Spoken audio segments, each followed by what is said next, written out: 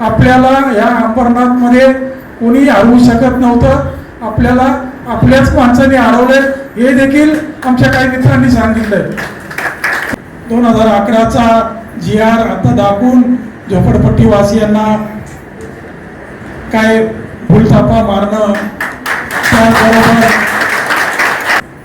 15 वर्षानंतर महाराष्ट्राच्या विधानसभेत आवाज उठवणारा आमदार आमचा, मी खरंच त्यांना शाबासकी देईन की पुढच्या वर्षी ह्या पावसाळी अधिवेशनाआधी त्या 192 लोकांना जर घरं मिळाली तर मी स्वतः जाऊन त्यांचा सत्कार करेन.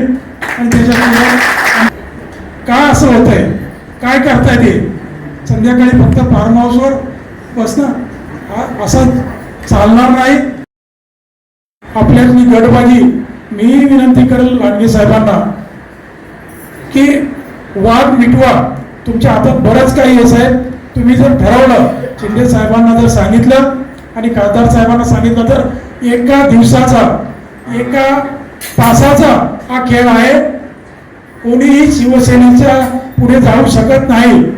असं असताना जे शहरामध्ये चालू आहे ते थांबलं पाहिजे आणि शहरातली कामं झाली पाहिजेत. त्या शिवसैनिकावर वर्चस्व कोणाचं आहे, कोण याच्या पाठीशी उभा राहील.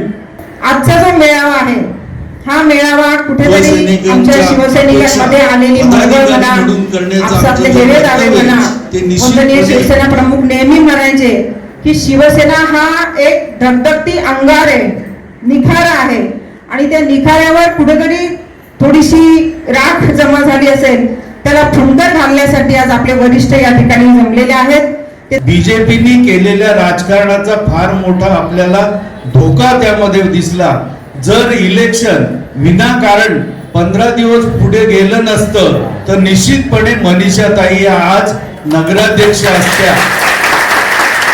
ज्यांनी या बाबतीमध्ये जे काही केलं असेल त्यांना त्याची उपरती झाली असेल तर चांगलंच आहे, नाहीतर त्यांना जागा दाखवायला लागेल. युती झाली म्हणजे त्यांच्या पाया पडा किंवा कमीपणा घ्या असं शिवसेनेचं किंवा शिंदे साहेबांचं अजिबात म्हणणं नाही. तशी शिकवण बाळासाहेबांनी आपल्याला दिलेली नाही. त्याच्यामुळे युती जरी असली, युती टिकवणं ही जरी काळाची गरज असली तरी आपलं अस्तित्व टिकवणं ही आपली जबाबदारी आहे आणि त्या दृष्टीने नगरसेवकांनी वागलं पाहिजे. नगरपालिकेच्या माध्यमातून जे काही काम चालू आहे त्याचा नगरसेवकांना त्रास होतोय, परंतु नगरसेवकांची ती जबाबदारी आहे. हे त्रास होतील, स्वभाव काही त्यांचा बदलणार नाही. दुसऱ्यांना दाबून आपण मोठं होण्याची त्यांची जी वृत्ती आहे त्याच्यामुळे ते चालत राहील. पण बरेच जण काय करतात की अण्णांनी कुठलं काम चांगलं केलंय त्याच्यापेक्षा अण्णा कुठे चुकलेत, अण्णांचं नाव घेतलं. पण खासदार आणि शिंदे साहेब कोणत्याही प्रकारचा त्यांच्या मनामध्ये दुजाभाव नाही आणि नगरसेवकांनी मीडियाच्या माध्यमातून मोठं होण्यापेक्षा कामाच्या माध्यमातून लोकांची मनं जिंकून मोठं व्हा असा मी या प्रसंगी सल्ला देईन. परत ती कमान हातात घ्या, परत तुम्ही त्या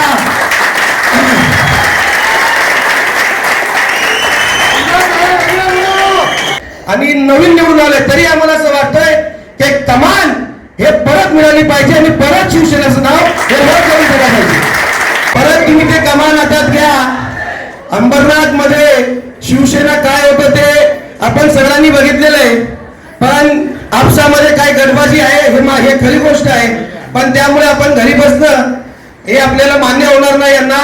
कारण की शहरामध्ये जो शिवसेनेचं नाव आज 7 महिन्यापूर्वी होता, आज कुठंतरी कुठंतरी निवडून नगरसेवक कुठंतरी कमी पडतायत. का कमी पडतायत? आपसामध्ये गडबाजी.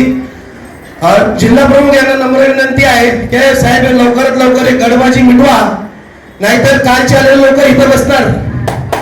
आज शिवसेनेचा पदाधिकाऱ्यांचा मेळावा होता. आमच्या महिला आघाडी, युवासेना आणि शिवसेनेचे सगळे नगरसेवक पदाधिकारी उपस्थित होते.